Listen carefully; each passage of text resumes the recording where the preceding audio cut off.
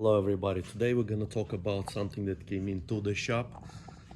Happyrun G100pro came in with no power, and after we replaced the display, which I guess if you see there is a hole in the back of the display, so one of the screws went inside and shorted everything out.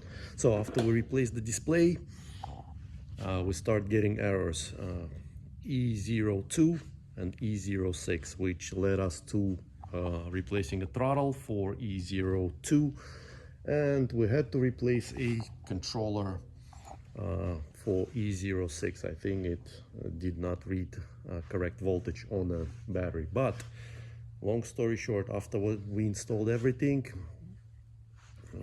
the bike, even though started powering on, did not get any throttle response. And I know on the internet I've been searching to how to get it going, or how to make the bike work, and one of the issues I encountered that people have is non-zero start. So here I will show you how to do a non-zero start cancellation that came directly from the factory. I know there are several different ways that people talking about on the internet, but they did not work for me. This factory method worked fine. Let's get to it. Turn on the bike, activate it with a card,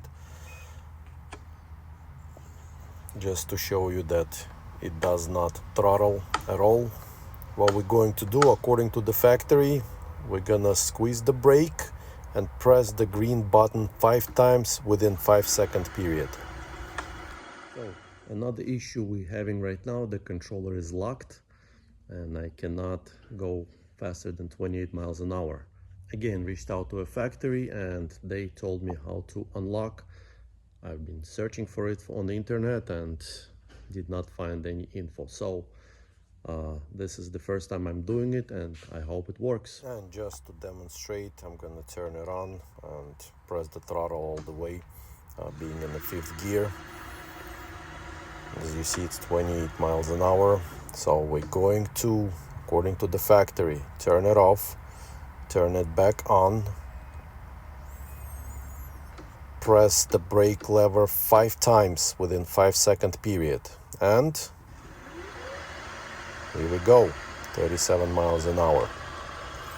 Now, I also tried to redo this whole thing backward to lock it back on, and it did not work. It still kept going 37 miles an hour. So maybe there is a different sequence that you gotta press, but to unlock it you need to press it 5 times. Well, there you have it, guys. And one thing I noticed also, that if you turn off and turn on the bike, it will not go until you press the brakes. Once you press the brakes, the bike start working on a throttle.